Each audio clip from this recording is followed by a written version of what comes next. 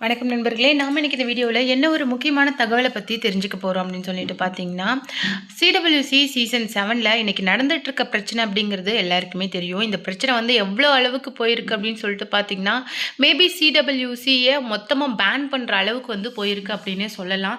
ஏன்னா அதுதான் வந்து ஒரு முழு உண்மை அப்படின்னே சொல்லலாம்.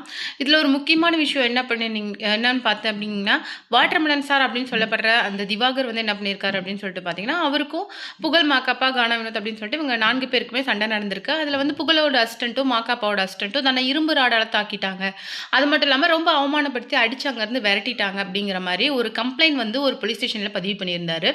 இன்னொரு முக்கியமான விஷயம் வந்து எதுக்காக அடித்தாங்க அப்படின்னு ஒரு கேள்வி அரைஸ் ஆகும்போது அது வந்து பர்சனல் வெஞ்சன்ஸ் ஜெலசி அப்படிங்கிற மாதிரி அலிகேஷன்ஸை புகழ் மேலேயும் மாக்காப்பா மேலேயும் இவர் முன் வச்சார். அதுக்கு அவங்க என்ன சொன்னாங்க அப்படின்னு சொல்லிட்டு பார்த்தீங்கன்னா, ஓகேங்க இந்த அலிகேஷன்ஸ் ஓகே ஜெலசியாக கூட இருக்கட்டும், இப்போ வந்து எதுக்காக அடித்தோம் அப்படின்னு சொல்லிட்டு ஒன்று இருக்குல்ல அப்படின்னு வரும்போது அதுக்கு அவர் என்ன பதில் சொல்கிறாரு அப்படிங்கிற கேள்வியை மாக்காப்பா வந்து அகைன் வந்து திவாகர் மேலே வச்சு இப்படி மாறி மாறி இந்த இஷ்யூ வந்து கான்ட்ரவர்சியாக போயிட்டே இருந்தது. அந்த வகையில் நிஷா திடீர்னு ஒரு வீடியோ போட்டு அவர் வந்து அங்கே ரொம்ப ஒரு அப்யூசிவாக ஒரு பொண்ணுக்கிட்ட நடந்துக்கிட்டாரு. அந்த பொண்ணு நான் தான். அதாவது நீங்கள் இத்தனை நாள் அவருக்கு மனைவியாக இருந்தீங்க, கொஞ்ச நாள் எனக்கு மனைவியாக இருங்க அந்த மாதிரி ஃபன்னிங்கிற பேரில் கேட்டார். இதுக்காக தான் இரிட்டேட் ஆகி என்னுடைய ஹஸ்பண்ட் ரியாஸும் அது மட்டும் இல்லாமல் புகழ் மாக்காப்பா அப்படின்னு சொல்லிட்டு இவங்க எல்லாருக்குமே ஒரு ப்ராப்ளமாக போச்சு. எல்லாருமே வந்து திவாகரை காம் பண்ண தான் ட்ரை பண்ணணும். பட் வந்து அவர் வந்து என்னையாக இருக்கட்டும் இல்லை சுனிதாவையாக இருக்கட்டும் ரொம்ப அதிகமாக ஹர்ட் பண்ணியிருந்தார். சுனிதாக்கெலாம் நகைக்கீரல்கள் ஜாஸ்தியாக இருந்தது. அது மட்டும் இல்லாமல் எனக்கு வந்து இந்த ஷோல்டர் பெயின் வந்து பேர் பண்ணவே முடியாத அளவுக்கு இருந்தது அப்படின்னு சொல்லிட்டு இப்போ வந்து நிஷா அக்காவே அறந்தாங்கி நிஷா அவங்களே அந்த வீடியோவை போட்டிருந்தாங்க. அதுக்கப்புறமேலு அதுக்கு இவர் என்ன சொல்லியிருந்தாரு அப்படிங்கிறத பார்த்தீங்கன்னா அது இன்னும் நம்ப முடியாத அளவுக்கு இருந்தது. நிஷாவுக்கு வந்து காசு வாங்கிட்டாங்க, விஜய் டிவி அவங்களை காசு கொடுத்து விலைக்கு வாங்கிட்டாங்க. ஸோ அதனால தான் அவங்க வந்து அந்த சைட் பேசுகிறாங்க அப்படிங்கிற மாதிரி சொல்லியிருந்தாங்க. இன்னும் பல பல கான்ட்ரவர்சியாக சேனலுக்கு எதிராகவும் நிஷாவுக்கு எதிராகவும் மாக்காப்பா புகழுக்கு எதிராகவும் இவர் பேசிகிட்டு இருந்தார். இந்த நிலையில் இவரோட உண்மை முகத்தை பிக் பாஸ் சபரி, அதாவது ரன்னரப்பான பிக் பாஸ் சபரி சீசன் 9ஓட ரன்னரப்பான சபரி வந்து ஓப்பன் பண்ணியிருக்காரு. அவர் என்ன சொன்னார் அப்படிங்கிற விஷயத்தை தான் நம்ம டீட்டெயிலாக பார்க்க போகிறோம். வீடியோக்குள்ளே போகிறதுக்கு முன்னாடி நீங்கள் நம்ம சிபி ட்ரெண்டிங்கு புதியவராக இருந்தால் மறக்காமல் நம்ம சேனலை சப்ஸ்கிரைப் பண்ணி ஃபாலோ பண்ணிக்கோங்க. வாங்க வீடியோக்குள்ளே போகலாம். சபரிநாதன் என்ன சொல்லியிருக்காரு அப்படின்னு சொல்லிட்டு பார்த்தீங்கன்னா, ஃபர்ஸ்ட் ஆஃப் ஆல் வந்து இந்த சிடபிள்யூசி இஷ்யூ மூலமாக தான் இவனை ஒரு பொம்பளை பொறுக்கி அப்படின்னு சொல்லணும் அப்படிங்கிற அவசியமே ஃபஸ்ட்டு கிடையாது.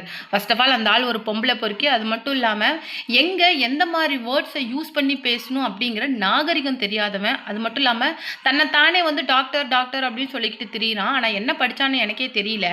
அந்தளவுக்கு ஒரு கேடுகட்ட ஜென்மம் அப்படின்னே சொல்லலாம். ஏன்னா பிக் பாஸில் நீங்கள் ஒரு நல்லா கவனித்து பார்த்துருந்தீங்களா உங்களுக்கு ஒரு விஷயம் தெரிஞ்சிருக்கும். நம்ம பிரவீன் கூட எல்லாருமே பிரவீனும் சரி கானா வினோத்தும் சரி நம்ம திவாகரும் சரி ஏதோ பேசிகிட்டு இருந்தாங்க. சம்வாட் ஃபன்னியாக அவங்க ஃபன் பண்ணுறதும் அவங்க அந்த மாதிரி பேசிட்டு இருந்தாங்க.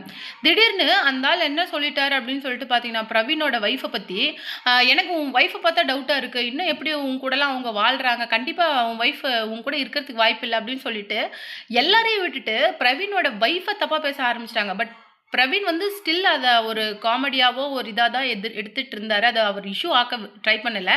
பட் வந்து இந்த ஆள் பேசும்போது எல்லாருமே கெமியாக இருக்கட்டும், இந்த பக்கம் எல்லாருமே அவரை கார்னர் பண்ண அமிதா இருக்கட்டும், எல்லாருமே கார்னர் பண்ண ட்ரை பண்ணிட்டாங்க. நீங்கள் வந்து ஃபன் பண்ணனா உங்களால் முடிஞ்ச அளவுக்கு நீங்கள் கானா வினோத்தையும் பிரவீனையும் ஃபன் பண்ண ட்ரை பண்ணுங்கள். அது கேலி பண்ணுனா அவங்கள நீங்கள் பதிலுக்கு கேலி பண்ணுங்கள். அதை விட்டுட்டு பிரவீனோட ஒய்ஃபை பற்றி எப்படி வாழ்கிறாங்கன்னே தெரில, எனக்கு டவுட்டாக இருக்குது, இதெல்லாம் தப்பாக ஏன் வேர்ட்ஸை யூஸ் பண்ணிட்டு இருக்கீங்க அப்படின்னு சொல்லிட்டு அங்கேயே கார்னர் பண்ணிட்டாங்க. சரி ஓகே, விஜய் பார்வதி தான் தங்கச்சின்னு இந்த ஆள் சொல்லிட்டு திரியிறான்ல, தங்கச்சிக்கிட்ட நடந்துக்கிற விதமாங்க அது. தங்கச்சிக்கிட்ட நீ என்னை கல்யாணம் பண்ணிக்கிறேன்னு சொல்லிட்டு தங்கச்சிக்கிட்ட போய் கேட்பாங்களா? அந்த மாதிரியே விஜய் பார்வதி தான் அண்ணான்னு சொல்லிட்டு தெரிஞ்சுது. ஆனால் இந்த ஆளுக்கு சுத்தமாக மைண்ட் செட்டே வேறு. நிறைய தடவை கம்ருதினே அவரை பிளாக் பண்ணி இந்த மாதிரிலாம் தேவையில்லாத அப்படியே அந்த ஆள் அதை எப்படி திருப்பி விட்டான் அப்படின்னு சொல்லிட்டு பார்த்தீங்கன்னா, கம்ருதீனை வந்து ஒரு ஹராஸ் பண்ணுற மாதிரி, அப்புறம் இந்த லாஸ்ட்டில் ஒரு விஷயம் சொன்னதெல்லாம் நீ லேடிஸ் மேட்டரில் மாட்டிக்கிட்ட அப்படின்னு சொல்லிட்டு சொன்னதெல்லாம் வேணுக்கும்னே கம்ருதீனும் சரி இந்த பக்கம் கானா வினோத்தையும் சரி அவர் கார்னர் பண்ணுறதுக்கு ஒரே காரணம், கம்ருதீன் விஜய் பார்வதி கூடயும் கானா வினோத் திவ்யா கூடயும் ரொம்ப க்ளோஸாக நல்லா பழகிட்டு இருக்காங்கங்கிற ஒரே காரணத்துக்காக தான் ஒரு ஜெலசியால் பண்ணினது. மற்றபடி வந்து இந்த ஆள் உள்ளே பண்ணிட்டு இருந்த விஷயங்களே ஃபுல் அண்ட் ஃபுல் ஒரு பொறுக்கித்தனம் தான் உள்ளே பண்ணிட்டு இருந்தாங்க அப்படின்னு சொல்லிட்டு ஒரு விஷயத்த சபரிநாதன் சொல்லியிருக்கிறாரு. அது மட்டும் கிடையாது, திவ்யா கணேஷ் கிட்ட நிறைய இடத்துல ஹேண்ட் ஷேக் பண்ணுற விதமாக இருக்கட்டும், இல்லை ஹக் பண்ண திவ்யாலாம் பார்த்தாலே பயந்து ஓடுங்க அவரை பார்த்தாலே. ஹக் பண்ணுற விதமாக இருந்தால் எல்லாத்துலேயுமே ஒரு கேடுகட்ட புத்தியாக இருந்தால் வச்சுக்கிட்டு தான் பண்ணுறத திவ்யாவே சொல்லியிருக்கோம். லாஸ்ட்டாக என்கிட்டலாம் அது என்ன தெரியுமா சொல்லிச்சு, எனக்கு உண்மையிலேயே திவாகரை பார்த்தா பயமாக இருக்குடா, பக்கத்தில் வந்தாலே ஏதோ சம்திங் ஃப்ளோட் பண்ணுற மாதிரி அப்படி பச்சையாக தெரியுது, அந்தளவுக்கு அந்த ஆள் ஃப்ளோட் பண்ணுறான் அப்படின்னு சொல்லிட்டு நிறைய டைம் சொல்லியிருக்கு.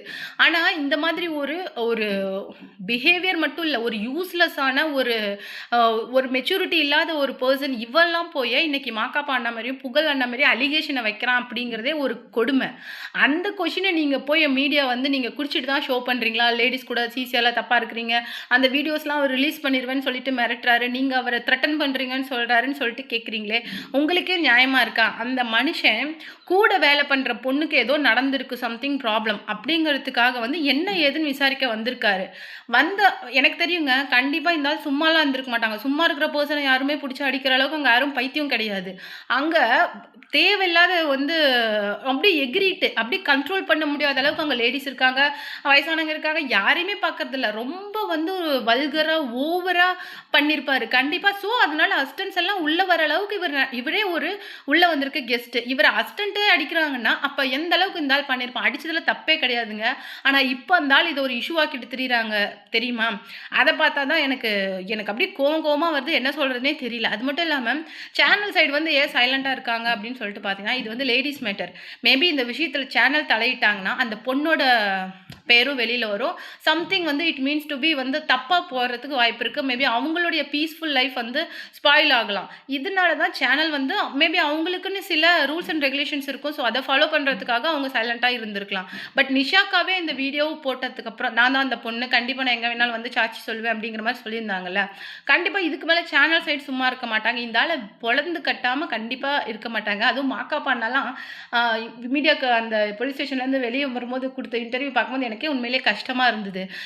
நான் வந்து 15 hours ஹாஸ் பண்ணுறேன், என்னால் எப்படி குடிச்சிட்டு ஃபஸ்ட்டு ஸ்டடியாக நிற்க முடியும், என் கூடயும் நிறைய ஃபீமேல் பார்ட்னர்ஸ் நிற்கிறாங்க. மேபி அந்த மாதிரி ப்ராப்ளம் இந்த 6 yearsல ஒன்ஸ் நடந்தால் கூட யாராவது ஒருத்தர் பார்ட்னர் வந்து கம்ப்ளைண்ட் கொடுத்துருப்பாங்க சேனல் சைடு. நான் இவ்வளோ நாள் இந்த ஃபீல்டில் சர்வே பண்ண முடியாது அப்படின்னு சொல்லிட்டு அவ்வளோ எக்ஸ்பிளைன் பண்ணிட்டு இருந்தார்.